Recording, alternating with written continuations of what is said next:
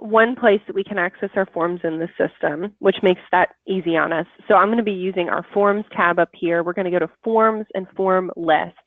Now, a form in MemberClicks can be anything that's going to collect information from your members.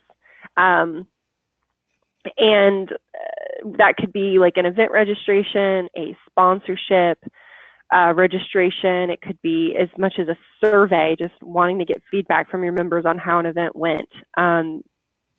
We can also make online stores with our forms. Really, you can get creative with these and use them for anything that you would need. Today, we're just going to make a simple membership application. It looks like we've already done that.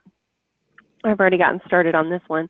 We'll go ahead and finish it out. I also want to take you through the steps of creating a new form. So to create a new form, we would just select this big green button up here in the top left-hand corner. And we're going to name our form. So I know that I need to create the 2017 spring registration for you guys. All right, should we make it 18 because it's 2018? I sure can. Mm-hmm. Why don't we just do one for like a spring school? I want to call it spring school. We'll just, and then Jenny. Yeah, I think that's a good idea. Spring school? Yeah, 2018 spring school. Would that be the same as this form? Yeah, very similar, yes. Okay. All right. At this point, this name that we're using to name our form is totally internal. So you can name this form whatever makes sense to you guys, whatever is going to, whatever this is going to kind of trigger your memory on what the form is being used for. The second piece to this is determining what type of form we're creating. Now, this step is important because your form is by default comprised of different sections. The first section that is on your form is a login section. Every form that you create will have a login section. After your member is logged in, they're going to move into the body of the form. The body of the form can be either a registration section, a membership application section, or a general section. So right now we're telling the system, okay, I want you to bring in the membership section because we're using this as a membership application. I want you to bring in the event registration section because we're building this form for registration. Maybe we're using this form for neither. That would be a general section. A general section is what we would use for anything else that's not membership and not event registration. So we would just leave this blank. And the system will go into the form and we'll bring in a general section. The last option is we could check both. That's going to tell the system to bring in both the membership application section and the event registration section. So can I ask you a quick question? So when it says this form will be used for membership, that doesn't mean we're going to send it out to membership. That means it's going to pull membership application information, right? Exactly. That would mean that it's for a membership application. Okay, so I don't want to click that if we're doing event registration. Right. You would just want to choose event registration. Got it. Exactly. So I mentioned that, so the body of the form really is going to change depending on what type of form we're creating, but the rest of the sections will always be the same. So I mentioned there will be a login section. Some other sections that will be built into our form would be a summary section. So your member will go through the login section, then they're going to go through the body of the form and fill out the fields that you're asking of them. Then they'd go to a summary section where it's going to give them a recap of the responses they provided so they can just confirm that the information they provided is accurate. Then they, if need to, they'd go to a payment section. So that's where the form could create an invoice and they would go through paying that form. They can enter in their credit card information on that page. And then lastly, there's a confirmation section. The confirmation section is just going to bring up a page and say, thanks for registering for this form. And then it can also trigger a confirmation email to go to them. Hey, once again, thanks for registering for this form. Here's a recap of the information you provided. And we can use data merge fields in that confirmation email to give them a recap of the information they provided. So we're going to be looking at that in just a second. But right now, I just kind of wanted to make it known that at this point, we're determining the body of our form and that it can be one of three sections. Once again, the membership application section, the event registration section, and the general section. Since I'm creating one for an event, I'm just going to go ahead and check event, and we're going to hit save. At this point, our form is going to bring us into the form builder. I'm not quite ready to dive in here yet. I want to go back to our form list for just a moment and point out a couple of additional items. Any questions? Nope. Okay. When I'm hovering over our forms, there's a couple of different things that we can do. I want to hover at first over these 3 horizontal dots stacked next to each other and see what this is offering to me. The first thing that we can do to our forms is delete a form. Now, once a single form submission has been made on a form, the form is no longer able to be deleted. The reason why is because we can collect information on your members through the form stored in their profile. And so if we went back and deleted that form submission, we're mass deleting all of that information we completed in the form or collected in the form. That's awful. We don't ever want to do that. So instead of you guys accidentally mass deleting information from your system, we just take that ability away. We just don't let you delete forms that have a form submission. Now, I can still delete this membership application because there's no form submission completed on it. Does that make sense? Yes. Okay.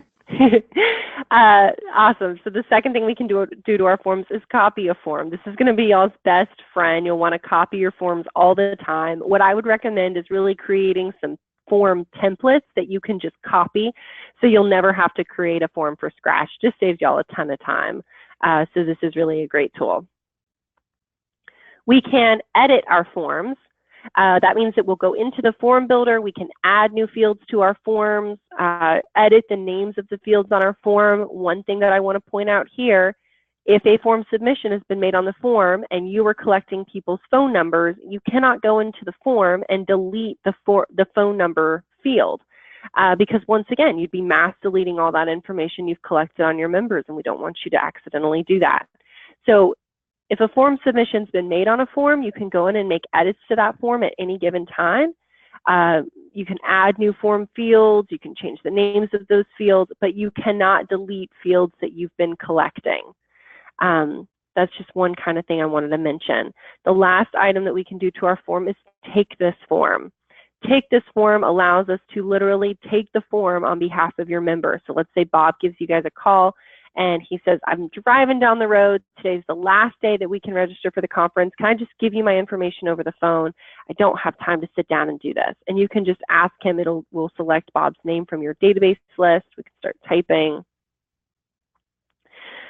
We would select his name.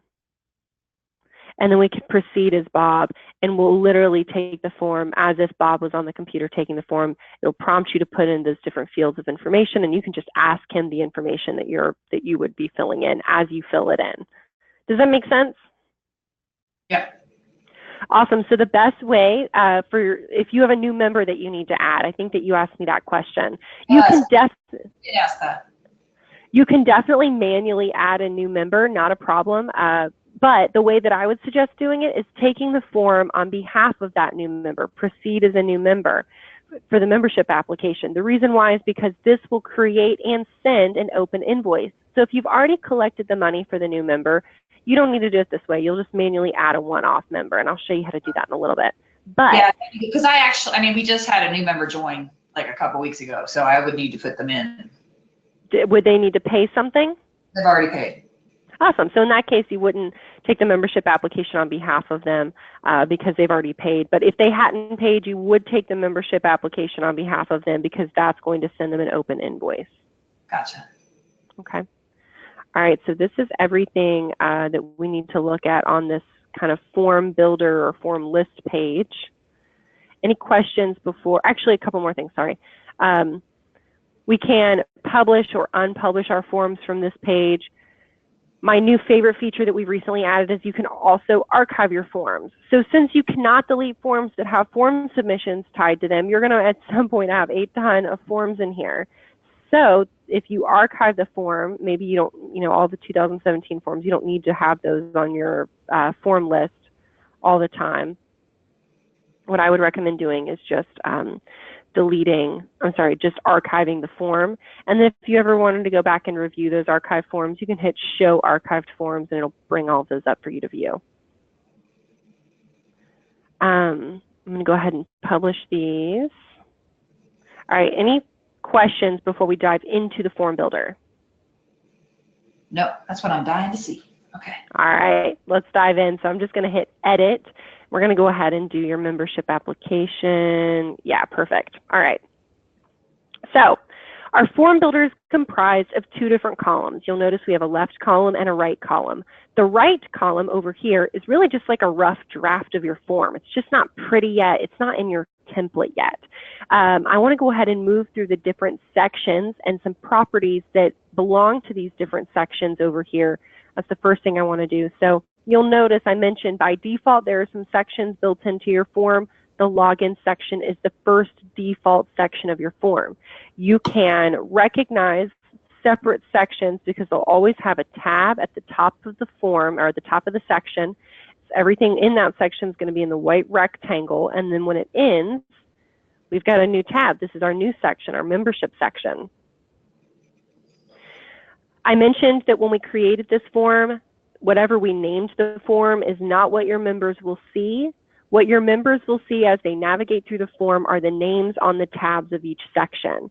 So if this login, if it doesn't make sense for them to just see login, then we can click this properties tab of the login section. There's some things over here that coordinate with this login section on the left-hand side, such as the name.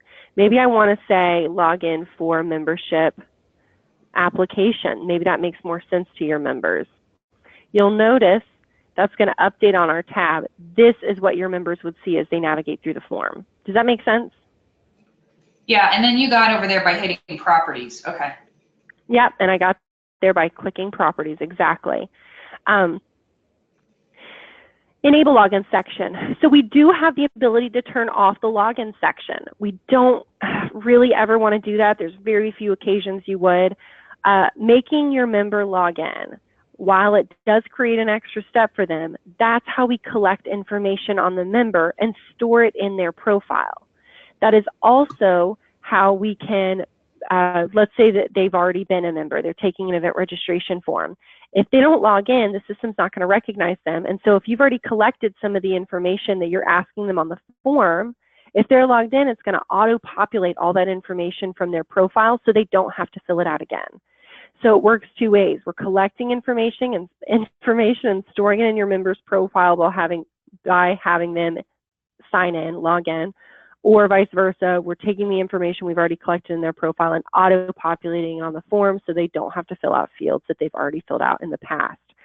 If we turn this off, the form submissions will be coming through as anonymous. There won't be a person tied. We can't save the information like I already mentioned. We can't send confirmation emails to the member because the system doesn't know who it's supposed to send it to because nobody's logged in.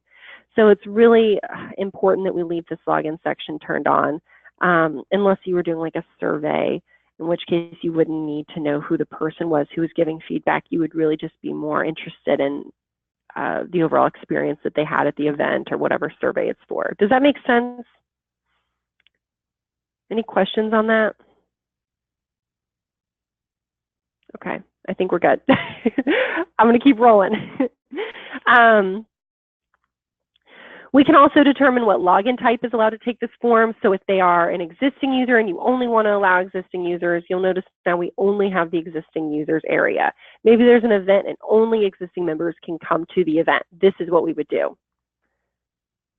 If you have something where only new users can log in, we would just choose the new users login type, and we'll be limiting our login section to just new users. Last, we have all users. This is going to allow anybody that's an existing user or a new user to log in. And is the default all users? Correct. The default is all users. Exactly. The last item that we have, yeah. If there's a non-member who's trying to sign up, and this isn't necessarily for the membership form, but more for the spring title school.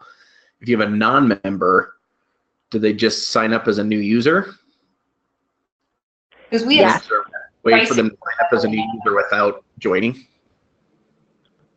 If they can come as a prospect to an event, then they're just going to sign in as a new user if you don't have a profile for them in your system. that will create a prospect profile for them. So you'll have their information. Now, if they are an existing prospect, we are going to send your existing prospects an email, like a welcome email. They can go in and they will have a username and they can create a password. Ideally, those prospects will sign in with their credentials every time they take a form, because then you can search on that historical data. If I'm a prospect and I come to 2 of your events, you want to be able to see in my profile that I came to those 2 events, because it may help you determine, should you be sending me a membership application? Hey, notice you've come to our last few events. We'd love for you to join. That kind of information. It's also going to allow you to store invoices in their profile, that kind of thing. So ideally, prospects will use their credentials that they create to sign in for all the events they come to with you guys. Okay, so we do set up separate pricing if they're not a member. Yes, we can set up member type pricing and non-member pricing. Okay. And then my last question here, sorry to keep slowing this down. Say I'm an employee at a member company, but I'm not in the system yet. I guess when they sign up as a new user, how do we, I guess, join them to their company profile? And then link profile. So let's say we are looking at a prospect's profile. Our companies and linked individuals to the companies work like puzzle pieces. So right now, for example, I'm just going to create, let's back up for a second. Megan, you want to know how to add a new user. The easiest way to add a new user that's already paid is by going to the profile list, this green button up here in the top right-hand corner. Okay. If they are a company, you're going to select add an organization. If they are an individual, you would select add an individual. It's always a company. We don't do, I might have like an honorary person that's like a past president that's retired that would be an individual, but that's like once in 20 years. It's always a company. Well, let's say the Homestead Title Company calls you and says, hey, I need to add Adrienne Warren as a linked profile to our company. You would need to select add an individual. Okay. So you will definitely, or you might need to add an individual as a prospect. I'm going to go ahead right now. So you're going to select add a company, add an organization. You would put in what member type they're supposed to be. Okay. So and then you would type in the name of the organization. Okay. And that's going to bring you to an organization profile. So once you've done that, you'll see a profile that looks like this. And you'll need to add an individual then to link them, right? Yeah, exactly. So this is the company, and you'll want to fill out all the information on the company. And then technically either you can go to add an individual to link somebody, or right from this area, you can go to linked profiles. Add linked profiles means they've already been created in the system. You just need to link them. Create linked profile. So that'd be like if you needed to link that prospective member that you were talking about, Brendan. Create linked profile means they are not already in the system. They do not already have a profile. So you'd have to do create a linked profile. Well, what I think Brendan is getting at is, say we have a company, I'll just pick up like Fidelity National Company. They have thousands of employees, right? But they may only have 20 that they've listed on our profile. So some boss says, I want you to take a class or whatever, go sign up for this. So they don't have their own email and password, so they would go in there, and I guess we just have to look for their email to see where they work to make sure we categorize them correctly. I just didn't know how they could say, oh, I'm part of this company, I'm part of a member. And what we may need to do, Megan, is create either some text or a small field in a form.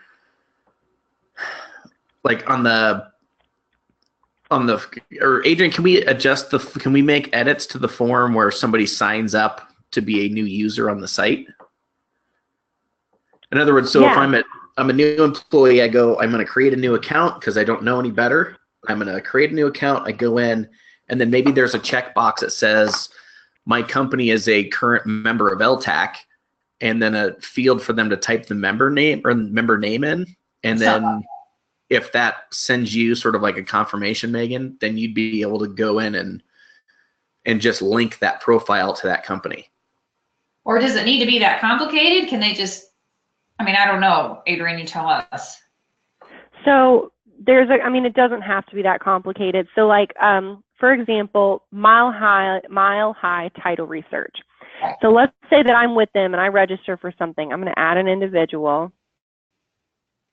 I'm going to add myself as a prospect. A Warren, first name, last name, email.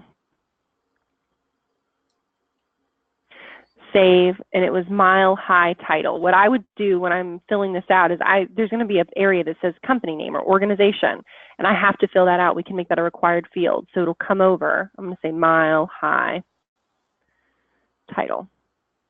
Well, it's Mile High Research, but yeah. Okay. So I'm going to save.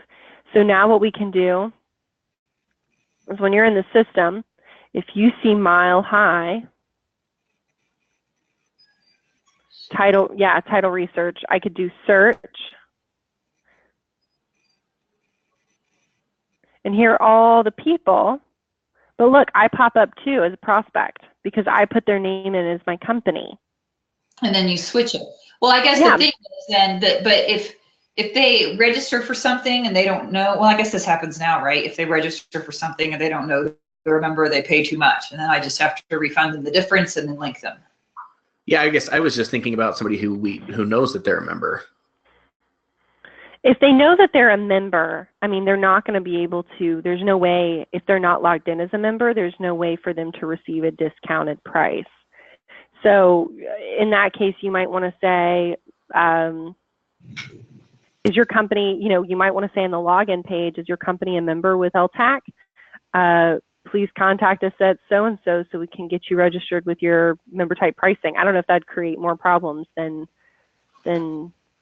help. But there's no way as a prospect for them to see member type pricing unless they were in the system as a member, if that makes sense. That's why I was thinking when they set up a new user, when they're first entering their information on the site, if there was a way for them to indicate if they were part of a member company or not, then we could verify it. It's probably just a procedural thing on your side, Megan. You can either decide if you want to put them in or if you want the key contact or whoever's like able to, make edits to the company's profile on their side. You may just have to ask them that they need to add new employees on their side. Yeah, well, I think and I think realistically, it's going to be a little bit of both. Probably. Okay. Yeah, and that's technically the key contact should be adding in any linked profiles so that they have a profile that they create for them basically, and they can log in and the key contacts have the ability to. Some of those large companies, they just don't think to do it because someone in a whole different department is registering people right now, or you know what I mean? Yeah, definitely. But when we get to this point, if you need to add me as a linked profile to the Mile High Title Research, you would select my profile. Now, you can't add me right now because I'm not the fitting puzzle piece member type. I would have to be the fitting puzzle piece member type, which is abstractor rep. So I'm going to go to my profile, make myself an abstractor rep. We're going to save. Now we can go into the Mile High Title Research Abstractor Company profile. Look at the linked profiles, add a linked profile, and there I am, waiting and ready to be added because I need a home. So you wouldn't show up there if you were still listed as a profile prospect? Exactly. If I go back to my name and I change myself back to a prospect just to show you guys. And now I go back into the Mile High Title Research. Now when I go to linked profiles, add a linked profile, nobody's here. Gotcha. Oh. So I have to be the matching puzzle piece to that member type in order to be added. Okay. Okay. All right. Cool beans. Any other questions on how you would manually add somebody, Megan, or how you guys could add linked profiles to companies? I'll try in my new member. You're putting in your new member? Okay, you're going to do it later. I'll try it later, and if I get stuck, I'll holler. But I think do you already have that information in front of you? Do you want to attempt that now while we're on the call? Well, I think it might be, I just don't want to miss creating the form. Yeah, if we have to do another training for forms, I want to make sure that you guys are. I'll try it on my own. If I get stuck, I'll email you. How's that? Okay, that sounds perfect. All right, so let's go back into our form. We'll probably have to pick up on this a little bit on our next training, a little bit, which is not a problem. Okay, so far we've covered the login section. Any questions? Oh, the last thing that we did not get to for the login section is allowing multiple submissions. You pretty much do not want to allow multiple submissions, because what's going to happen is somebody's going to go, did I register for that event? I don't remember. I'll just do it again. And then they're going to come in the system and register for the event again. And you've got 2 registrations. Now you're having to credit them money and all this kind of crazy stuff. So I would not allow multiple submissions, except if you have a donation form. And then in that case, you could allow multiple submissions, because if somebody wants to come in here and donate to you guys every day, that's totally fine, right? That's the only instance where I would imagine that you would need to use multiple submissions. Okay. Now on this login section, you guys were talking about adding disclaimers and some information and stuff. I can click on either of these fields, whether it's an existing user or new user text, and edit the label text. This is going to bring up a small editor, just like what we viewed on our content training. I might need to zoom out a little bit. Edit label text. Okay, well, it will bring up a edit label text. It's just being mad at me right now for some reason, but you'll be able to edit this label text in an editor, just like what we saw when we went through the content training. All right, then we're moving into the membership section. So all of these fields that you see are built in to the membership application. You will notice a lot of this information about membership applies to new users and applies to renewals. So your membership application can be used for both.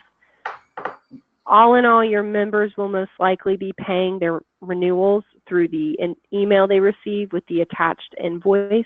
They'll just click on the invoice and pay it. That's the easiest way to renew. But if you have somebody who wants to, for some reason, take the membership application to renew for renewals, they can do it. My suggestion is, if you only have a few people taking the membership application as a renewal form, just keep one form and allow renewals to happen through the same membership application form. If you find that a lot of your members are renewing through the membership application and it's totally dependent on your association's personality, I've had one group where, for whatever reason, every single member renewed through the membership application. I don't know what the difference was. Like that, because of the way we handle the renewals. I mean, that's how they do it now anyway, is they do it all through that. So if they're used to a certain way, then they may keep doing it this way. It's a lot easier to just pay the invoice. But if you find that a lot of your members are renewing through the membership application, we can just copy the membership application, and one is going to be for new members and one would be for renewal members. We could definitely do that if we felt like we wanted to. So you'll notice we've got choose a member type below. To renew your membership, choose from the membership options below. To update and renew your organization membership, choose from the membership options below. So this is kind of letting you know what they're able to do in here. The member types. So this member type is going to be, this drop down is going to be a drop down of all the member type options they can choose from. So I'm going to edit the membership types. I don't know what is going on. Let's try LATA. Let's try something, because that's not going to work. Edit. Let's try that again. There we go.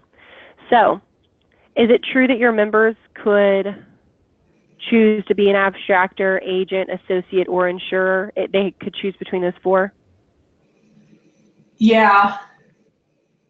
Yes. Okay. So I'm going to hit save.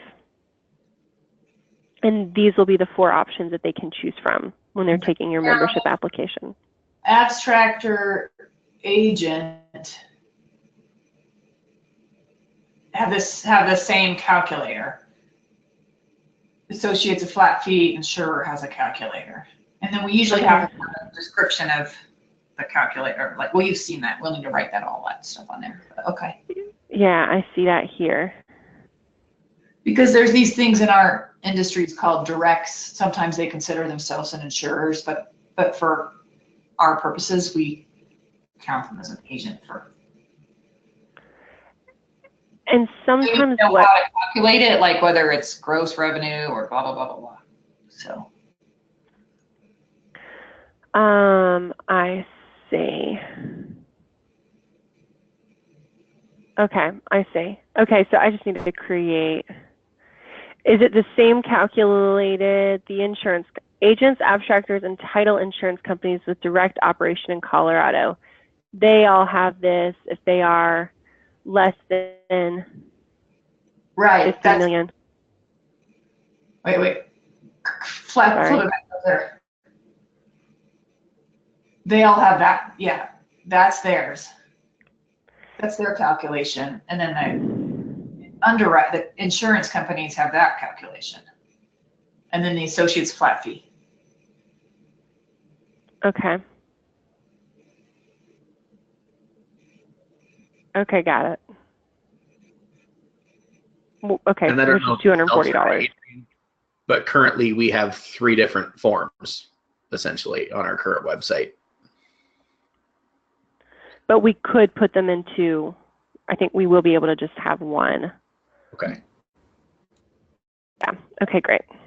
The reason the explanation is mostly important for those people that consider themselves direct, because we don't want them to accidentally pay an insurer fee because it's a lot less. Got it. That makes sense. Okay. Got it. Okay. I won't spend y'all's time because you'll never have to do what I'm going to do for that. But okay. But we could do associate. That's easy. It's flat fee. Yeah, perfect. And so I'll add in some verbiage, and you guys may want to edit the verbiage that I add into this box here, edit new member text, and give some of those descriptions of each of those different member types. I'll take some stuff from your form and try to pretty it up as much as possible, but you guys may want to make some edits in here to what I put in. And then in this area, I want to go ahead and show you guys the property of the membership section. This is really short and sweet. So enable the membership section, yes. Require membership section when available to the user.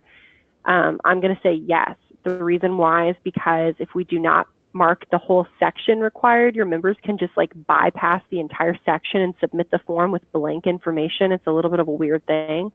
So I'm going to go ahead and say yes, this whole section is required. Display application area for new users and prospects. Yes, that's what we want to do.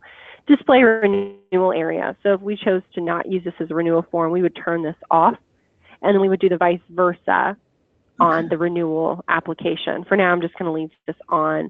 It kind of gives you a disclaimer down here at the bottom. I already talked to you guys about how the form can be used for new members and for renewals. Gotcha. All right, we're going to come back to the membership section in just a moment. This is where we're going to be adding in our fields. You'll notice there's an organization section. This is what collects the info on the organization. Then we've got the individual section. This is where we're going to add the fields to ask questions of the individuals that will become linked to the organization. The first person that is added as a linked profile to the company will always be the key contact. Ooh, that's important.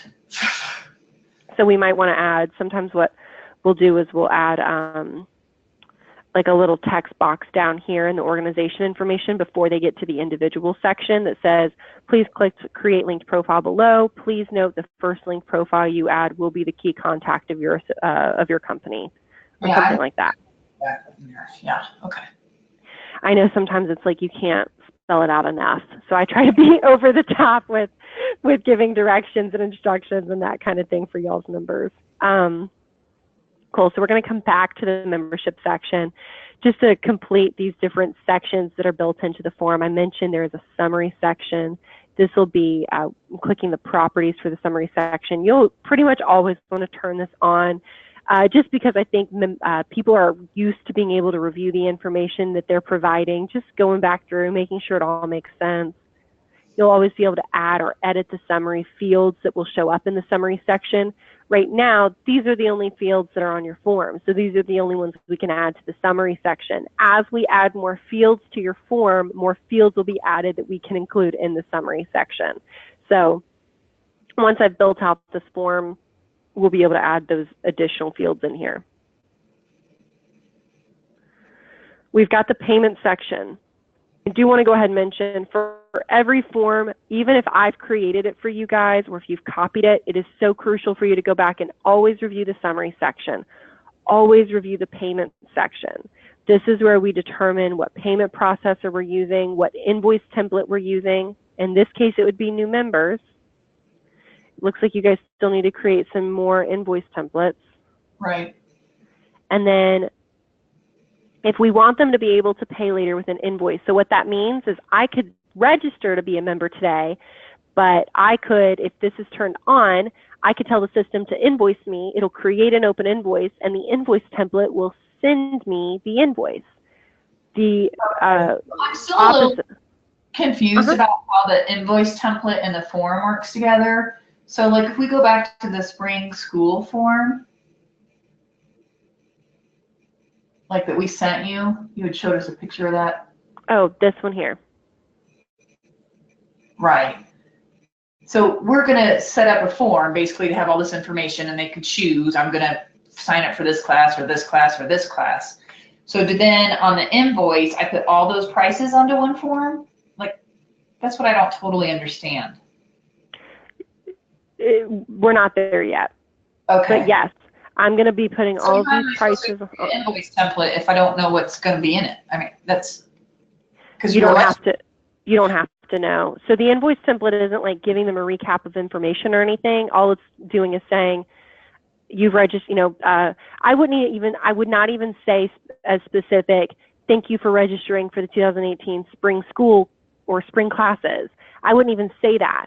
I would say thank you for registering, and then I would say attached is a copy of your invoice, please make payment, or please pay the attached invoice. That's all it's being used for, is just as a poke, as a reminder to say, hey, you registered for something you didn't pay, you need to pay it. The reason you don't want to be so specific is because you guys do not want to have to create a new invoice template every time you have a new form you need to create for an event. You just want to be able to use one invoice template, a generic invoice template that would work for all events or all classes or all, you know, spring sessions, whatever the case is. Gotcha. So what we'll need to do is go into the spring 2018 spring school. In the payment section, I need to be able to choose event registration or spring school session invoice template. I could just put school. Okay. Yep, and you'll tell, and that's going to tell the system, okay, they've registered for that. They have an open invoice. Because we've selected the spring school invoice template, we need to shoot them an email that is a reminder for them to pay their invoice. Okay. If there's not an invoice template, they would. Most of the time, they would be paying right away via credit card, right? Yeah, and in that case, we can even force them to pay right away. So what I mean by that is if you don't want them to be able to come back and pay at a later date, if they have to pay when they submit the form, we would leave this toggled off the way it is right now. And that means if I'm submitting this form, I also have to be giving you credit card information.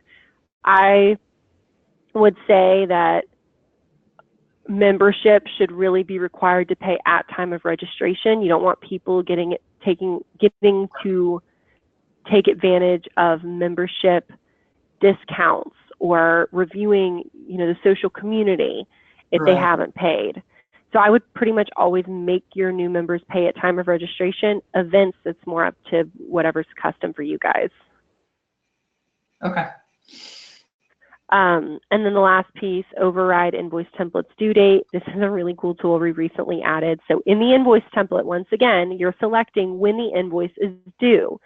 So Most often people would choose 30 days. So if I'm registering for an event and the event doesn't take place until November of 2018, but you just want early registrations, my invoice shouldn't necessarily have to be due 30 days from now because the event's not even until November. So what you can do is override the invoice template's date and say, well, they don't have to pay until the end of October. And that's going to override the invoice, what you selected in the invoice template. Okay. Does that make sense? Yeah. Okay. And then the last section that we have, the confirmation section. This is so cool and such a powerful tool. Once I've registered for an event in the form and I hit submit, this page is going to pop up. Thank you, your form has been submitted successfully. You guys are probably going to want to personalize this a little bit. So part of kind of my homework from the forms is just for you guys to go in here. I'm going to do everything else, but just for you guys to set up the confirmation page. This is cool, but the cooler thing is, if I look at the properties for the confirmation section, we can also send out a confirmation email. Now, this speaks to Brendan's point a little bit ago. We're turning on the confirmation email. We're editing the confirmation email. Not only do they see confirmation pop up on their screen, now they'll also receive an email that says, thank you, your form has been submitted successfully. But the really kind of impressive thing about this is we can use the merge data tool and merge in information like first and last name, the member type that they chose, their organization name, or is your company a member with us? From here, this is going to act as more of a receipt than a confirmation for your member that they're getting emailed, but you can also BCC yourself on this so that you're also receiving this notification in your inbox. You can BCC up to 10 people. Why this is so important? If I was you, I would not want to be coming into the MemberClick system every day going, do we have a new member? Do we have a new member? What's been going on? Who's registered? Let me check all of these, event registrations. Gosh, I don't remember how many we had yesterday. I don't know if we've had any new ones. Instead, you get a direct email to you saying, thank you for your form confirmation, and then listing out their first name, their last name, if they believe their company's a member, what they've registered for, the member type they selected. And then you can take action once you've received it. Does that make sense, how that can be so powerful? But there's also a place where you can just run a report and get a list, right? I would assume. Yes, absolutely. There is a place you can just run a report, but this will just prevent you guys from, you can run weekly reports, but if you guys send out a welcome email, a welcome package to new members, or, reiterating the membership benefits they're gaining by being with you guys, just an email to say, hey, receiving their information right in your email is a great, easy way to make sure that happens. Okay. I'm just thinking for an event, it would just, I think, clutter my email. Like, I'd rather just go in and run a report, Yeah. Yeah, you guys don't. You wouldn't necessarily do this for events. You'd probably do it for membership, so that you guys can make like an entry call and say, hey, thanks for joining up, and what do you have questions on? You're a support person, blah, blah, blah. Exactly. If you had a form for like a sponsor who might sign up, you'd probably want to have a notification on that in case they need to submit a logo or something like that. And that's why you'd be able to turn it on and off depending on each form. Makes sense. Yeah, I think that, and even I think renewals, I wouldn't want it necessarily because just go pull the report. But a new member that signs up online, you would definitely want to know. Yeah. See, can you auto email, like if someone fills out your membership application, can you have a welcome email that automatically goes? Yes. Okay. Well, it would have to be this confirmation email. It wouldn't automatically come from the contact center. Oh, okay. This would be where you would write it. Through the payment notification email?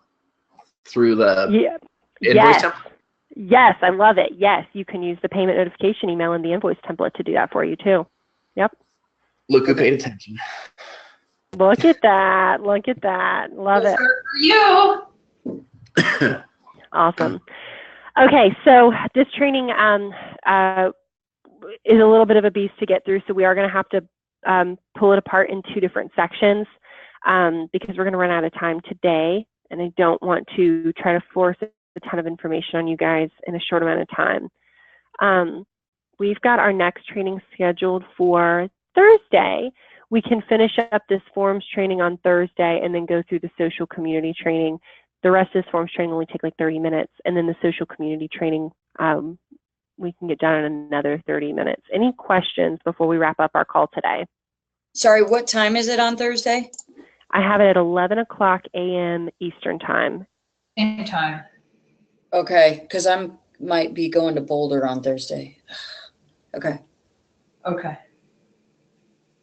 Okay. All right. Cool beans. So I've got us down for Thursday. I'm going to I'm going to go ahead and send you a form confirmation, or I'm sorry, a follow-up forms email. I'm also going to attach the Go Live checklist. So if you guys want to go ahead and start going through the Go Live checklist, making sure that the website's looking good, making sure that those homework items from our database training are done. Those are going to be really important in order for us to get launched this month. And yeah, so I'll go ahead and send that email in just a moment. Otherwise, I'll talk to you guys on Thursday, okay? Okay, yeah, and then Brendan, just because I know you're on there, I just sent you an email. Somebody's trying to sign up 3 people for Thursday, and it's not working right. So if you could give him a call. Okay. Thanks. It might be his. All right. All right, awesome, guys. Thank you again so much for your time today. I look forward to talking